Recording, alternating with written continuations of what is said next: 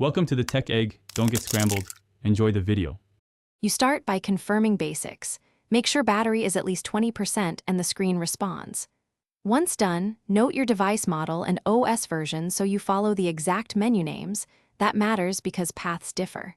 Now back up critical items, photos, and contacts using Quick Cloud or local storage.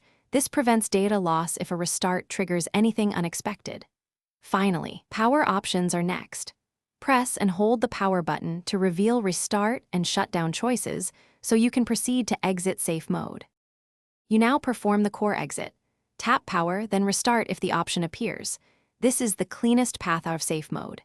If the restart option is missing or the phone is unresponsive, hold power plus volume down for about 10 to 15 seconds to force a reboot. This resets runtime without wiping data. Once the phone boots, check the corner of the home screen and notification area for any safe mode marker. If it's gone, you're done. If it persists, next we inspect apps and settings. Finish by removing suspects.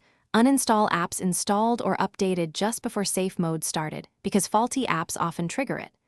Once you remove one, reboot to normal mode and verify. Repeat until the safe mode label disappears. If that fails, boot into recovery and wipe the system cache. This clears temporary files that can force safe mode. Make sure to test after each step.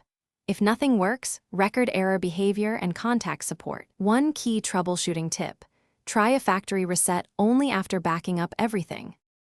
Thanks for watching. Consider subscribing if I helped unscramble your problems.